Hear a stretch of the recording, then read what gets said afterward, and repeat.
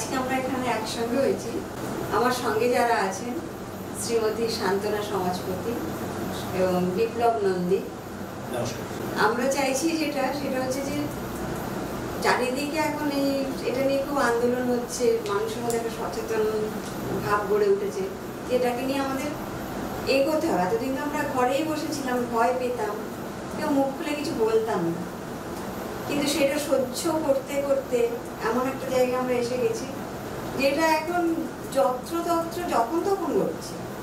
ছোট বাচ্চা, মাঝ বয়সী, বেশি বয়সী, কেউ আমরা বাদ যাচ্ছি না মায়ের। শুধু এখন মেয়েরাও নিরাপদ না সেটাও না, ছেলেদের ক্ষেত্রেও এবং যারা ট্রান্সজেন্ডার কারোর ক্ষেত্রেই এটা আমরা বলতে পারছি না নিরাপদ, এই মানুষটা নিরাপদ, এটা প্রত্যেকের ক্ষেত্রেই হচ্ছে। মানে সমাজটা আজকে এমন জায়গায় দাঁড়িয়ে আছে, আমাদের সকলের প্রয়াস থাকবে আমরা এখান থেকে ঘুরে দাঁড়াবো, একটা সুস্থ সমাজ আমরা সবাইকে উপহার দেব। তো সেই জন্য আমরা তো মফস্বলে বাস করি, আমাদেরও নিজস্ব কিছু প্রত্যেকের চিন্তা ভাবনা আছে, প্রত্যেকেই ভাবি যে কিভাবে আমরা এটাকে বদলাতে পারি। সেই বিষয়ে আমরা কয়েকটা প্রশ্ন রাখবো। যে ঘটনাটা চারিদিকে চলছে, সুস্থ মনের সমাজ তৈরি করতে আমরা কেন বারবার ব্যর্থ হচ্ছি? সুস্থ মনের এটার মানে আমাদের যে সমাজ, আমরা সেখানে আমাদের শিক্ষা ব্যবস্থা যেভাবে এ পর্যন্ত চলে এসেছে, সেখানে বোধহয় কোথাও গোড়াতেই গলদটা রয়েছে। এই শিক্ষা ব্যবস্থা যারা নির্ধারণ করেন, যারা থিঙ্ক ট্যাঙ্ক, যারা চিন্তা ভাবনা করে একটা সে পাঠ বিষয় হোক, শিক্ষা বিষয় হোক, একটা পরিকাঠামো তারা পরিকল্পনা করে এবং তারপর সেটা সরকারের তরফ থেকে যে বাস্তবায়ন করা হয়, সেই জায়গাটাতে কোথায় একটা খামতি থেকে গেছে, মানে পরিকল্পনা এবং তার বাস্তবায়ন। আর এটা সময় সময়তে যখন কোনো কিছু মানুষ, যারা সেই চিন্তাশীল মানুষ, যারা এই কমিটিতে থাকে, যারা শিক্ষার পরিকাঠামো নির্ধারণ করে, নীতি নির্ধারণ করে, সেই জায়গাটা থেকে আমাদের যতবার পরিবর্তন হয় তারা নতুন কিছু নিয়ে আসেন, ভাবনা চিন্তা, যেটা আগের জিনিসটাকে একদম বন্ধ করে নতুন করে কিছু করেন। তো তারা প্রত্যেকেই নিজেদের ক্যারিজমা দেখান, নিজেদের কৃতিত্ব দেখাতে চান, কিন্তু কিছু কিছু ক্ষেত্রে বেসিক জিনিসগুলো আমরা মিস করে যাই। শিক্ষার ক্ষেত্রে আমি একজন সাধারণ মানুষ, সেই হিসেবে বলতে পারি যে আমি ছোটবেলা থেকে আমি বয়েজ স্কুলে পড়েছি। হতে পারে যে সেক্ষেত্রে এমন কোনো জায়গা আমি পাইনি যেখানে মেয়েদের সঙ্গে মেলামেশা করা যায়। তাই মেয়েদের প্রতি ব্যাপারটা আমার কাছে, কারো কাছে, আমার কাছে না, কারো কাছে সেটা ভীতিমূলক, কারো কাছে সেটা অন্যরকম একটা আকর্ষণের ব্যাপার। মানে কোনো জিনিস না পেলে বা না থাকলে যেমন হয় মানুষটার মধ্যে, আমার কাছে যে জিনিসটা অ্যাভেলেবেল, যেটা আমার কাছে আছে, সেই বিষয়টা নিয়ে আমি যত্নশীল, চিন্তাশীল থাকতে পারি। কিন্তু যে জিনিসটা আমার সামনে নেই, সেই জিনিসটা সম্পর্কে মানুষের সেই শিক্ষা বা চেতনাটা গড়ে ওঠে না। এবং আমাদের মা বাবাদেরও কোথাও এই শিক্ষাটা যে দেওয়া দরকার, সকলের সঙ্গে মেলামেশা করা দরকার, সেখানে বিভিন্ন বিষয়, মানে জীবনের পাঠ যেখানে যেরকমভাবে দেওয়া দরকার, এই জিনিসটা কোথাও একটা খামতি থেকে যায়। মানে বাচ্চাদের ছোটবেলা থেকেই basic good touch, bad touch, এই জিনিসটা কোনো বাবা মাকে আমি কিন্তু শেখাতে দেখিনি, অন্তত বিগত বহু বছর শেখাতে দেখিনি। এখন হয়তো সামাজিক মাধ্যমে বিভিন্ন রকমভাবে মানুষের কাছে সেইভাবে আসছে, সেই চেতনা তৈরি হচ্ছে, সেটা আলাদা ব্যাপার। আর বাবা মারা সবসময়তে বাচ্চাদেরকে অন্যদের সঙ্গে মেলামেশা করার জায়গাটা থেকে না কোথাও আটকে রেখেছে। এটা শোনা কথাই জানা কথা, একটা মাও যখন তার বাচ্চাকে স্কুলে পাঠান তখন তাকে যে টিফিনটুকু দেয় তারা বলে পাঠান যে টিফিন সব খেয়ে আসবি, কিন্তু কাউকে দিবি না, একটু যেন পড়ে না থাকে, বাড়িতে নিয়ে আসবি না। এই কথাটার মধ্যে তার নিজের সন্তানের প্রতি ভালোবাসা অবশ্যই বোঝায়, কিন্তু তার সঙ্গে একটা খুব খারাপ জিনিসও বোঝায় যে সেই জিনিসটা সে যখন কাউকে ভাগ করতে পারে না, দেয় না, তখন সে শুধুই না নিজের ভালো, নিজের আমার এই বোধটাই তার মধ্যে আসে। এই বাচ্চারাই বড় হয়ে যখন সেই মা বাবাকে বৃদ্ধাশ্রমে পাঠিয়ে দেয়, তখন মা বাবা যে বলে এটা তো আমার, তোমরা কি, তুমি তোমায় শিখিয়েছো একলা থাকতে। এটা সর্বক্ষেত্রে, এটা একটা মেয়েদের ক্ষেত্রে বলুন, ছেলেদের ক্ষেত্রে বলুন, সবার ক্ষেত্রে এই মেলামেশা করার যে এই পরিস্থিতি করার যে পরিসরটা নেই, এটা দিতে হবে। আচ্ছা, এখান থেকে আমি দিদিকে বলছি যে উনি বললেন যে শিক্ষা ব্যবস্থার কোথাও খামতি আছে, তো আমরা তো দেখছি প্রায় বছরই শিক্ষা ব্যবস্থা পাল্টানো। তো আপনার কি মনে হয় যে শিক্ষা ব্যবস্থাতেই সত্যি কোথাও বলা যাচ্ছে, না একদম গোড়ায় বাড়িতে আমরা যেখানে বাচ্চাদেরকে শেখাচ্ছি, বড় করছি, সেইখানে কোথাও ঘাটতি আছে? প্রথমত আমি বাড়িটা আসি। বাড়িতে আমরা মা বাবা, গলত তো আমাদের মধ্যে আছেই, আমরা যেভাবে বড় হয়েছি আমরা ঠিক সেইভাবেই এখনকার বাচ্চাদেরও সেইভাবেই মানুষ করতে চাই। কিন্তু এখন মনস্তাত্ত্বিক অনেক পাল্টেছে, জটিল হয়েছে, সেগুলো বুঝে আমরা কি সেই সামাজিক পদক্ষেপগুলো নিতে পারি না, তাদেরকে সেভাবে বোঝাতে পারি না, আমরাই তাদেরকে অনেক খারাপ কিছু শিখিয়ে দিচ্ছি।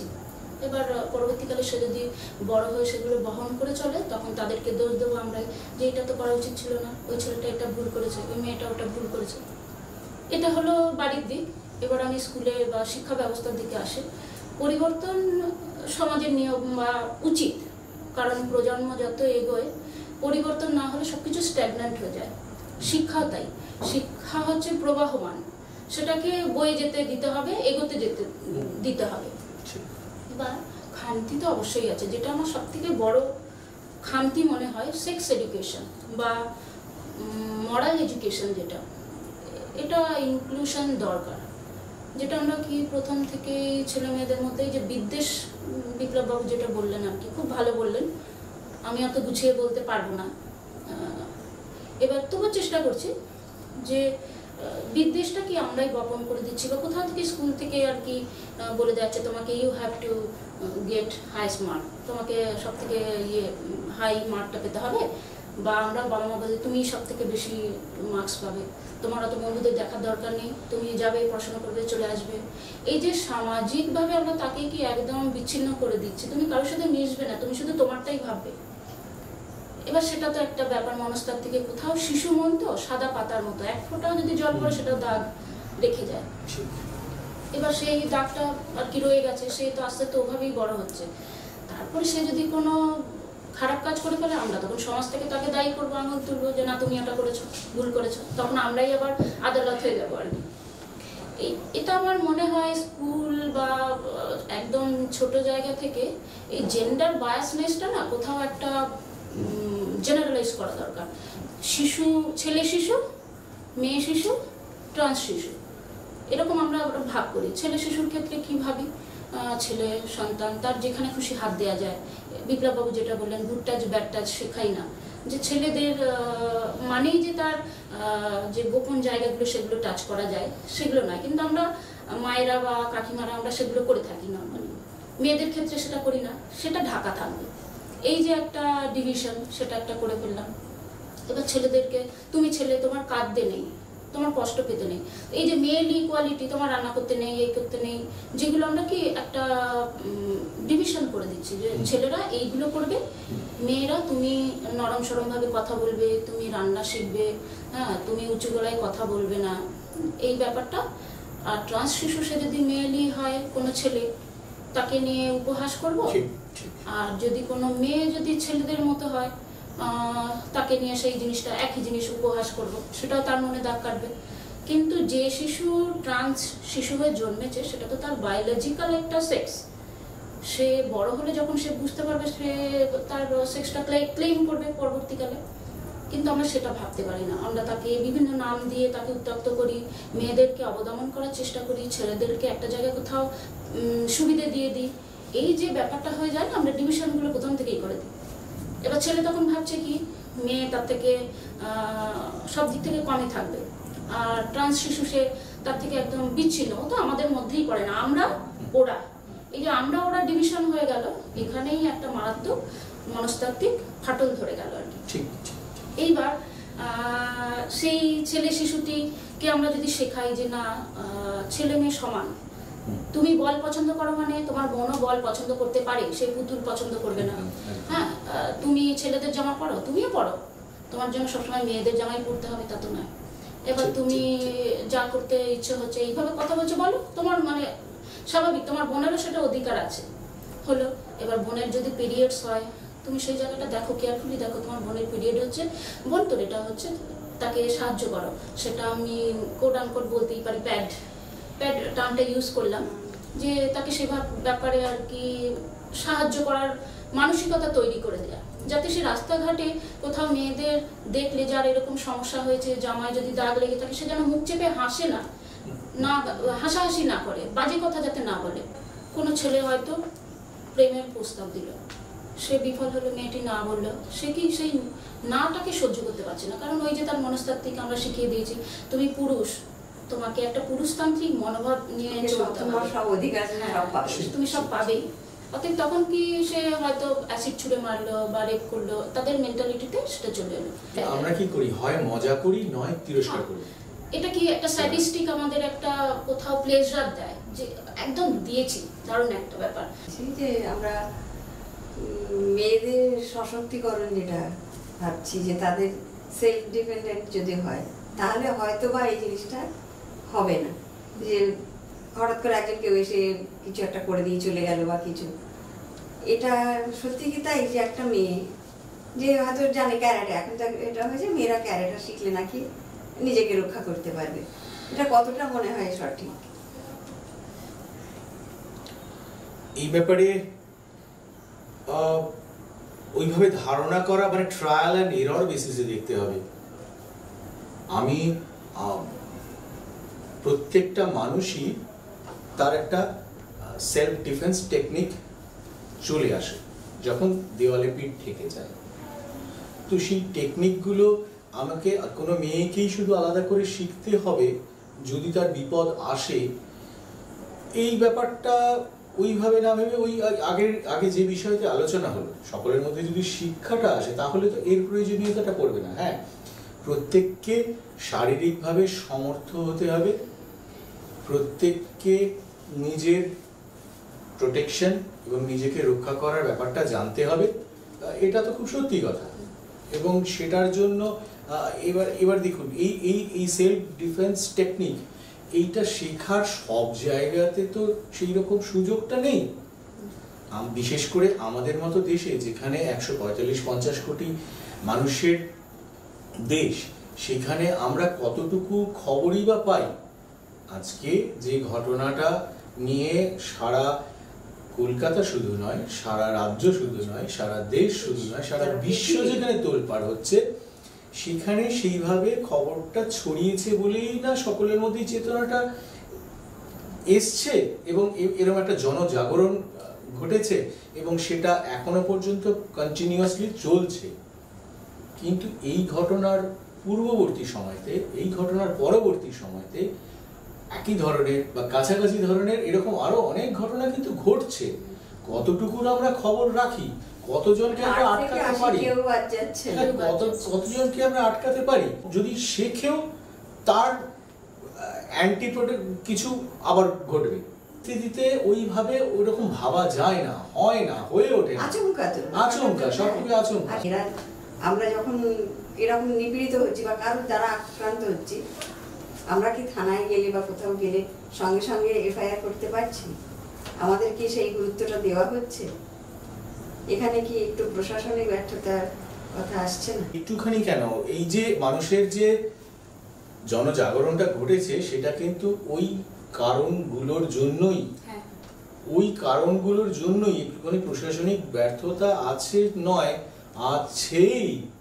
এবং সেটা না এমন একটা ঘটনা ঘটেছে যেটা সকলে বুঝতে পারছে, কিন্তু সেই জায়গাটাতে অনেক কিছু প্রমাণ লোপাট হয়েছে, অনেক কিছু ঘুরিয়ে দেওয়া হয়েছে, মানে দিক, মানে তদন্তের দিক ঘুরিয়ে দেওয়া হয়েছে, অনেক কিছু এমন ব্যাপার ঘটেছে যেটা সামনে সত্যটা প্রকাশ হচ্ছে না। আমি জানি যে সূর্য পূর্ব দিকে ওঠে, সূর্য, আমি যদি সকালবেলায় পূর্ব দিকে মুখ করে তাকাই তাহলে সূর্য এদিকেই ওঠে, সেটা আমি জানি, কিন্তু মেঘলা থাকলে সেই সূর্যটাকে আমরা হয়তো দেখতে পাই না। তার মানে এই নয় যে সূর্যটা সেখানে নেই। এখানেও কিন্তু এমনই একটা ঘটনা ঘটেছে যে কি মানে কি হয়েছে বা কি হতে পারে এই ব্যাপারটা আমরা সবাই আন্দাজ করতে পারছি। মানে এইটার যে ভিকটিম, তার টেকনিক্যাল, সেই তার খুনের সেই টেকনিক্যাল অ্যানালিসিসগুলো যদি দেখেন, টুকরো টুকরো বহুবার টেলিভিশনে টেলিকাস্ট হয়েছে যে সে এক জায়গাতে ছিল, তাকে অন্য জায়গায় পরে দেখা গেছে, এবং যা যা ঘটনা থেকে যা কিছু হয়েছে এটা ওখানে বলে না, এবং আউটপোস্ট থেকে যাওয়ার জন্য 5-7 মিনিটের সময় লাগে। খবর পেয়েছে আউটপোস্ট আপনার যে সময়তে, তারপরে 9টা, খবরে বারবার দেখেছি 9:20-25 বোধহয় আউটপোস্টে খবর দেওয়া হয়েছে। তারপরেও তারা এসে পৌঁছেছে আরো 45-50 মিনিট পরে। আমরা নিজেরা কিন্তু সবসময় দেখেছি, মানে একলা আপনি কিছু বললে আপনার হয়ে পাশে কেউ দাঁড়ায় কি? সেটা সব ক্ষেত্রে বলবো না, কিছু কিছু ঘটনা বিশেষে, যেমন একেবারে যে প্রশাসন ব্যর্থ আমি সেটা বলবো না। এবার এটা তো নজিরবিহীন একটা ঘটনা আর বিচারাধীন, সে ব্যাপারে আমি কিছু বলতে চাইছি না। কিন্তু আমি যেহেতু একজন ওয়ার্কিং ওম্যান, আমি রাস্তাঘাটে যাই যখন, ট্রেনে বা যে কোনো জায়গায় দেখেছি পুলিশ বা যেখানেই আমরা সহায়তা চেয়েছি পেয়েছি। সেই জায়গা থেকে আমার মনে হয় সব ক্ষেত্রে বোধহয় নয়, কিন্তু এই যে ঘটনাটা এটা নজিরবিহীন। অ্যাকচুয়ালি কি ব্যাপারটা জানেন, যে আমাদের জীবন এবং আমাদের সমাজ এখন মূলত তার সামনে প্রত্যেকটা জীবন এবং কাজ, তার পিছনে রাজনীতি একটা বড় ফ্যাক্টর।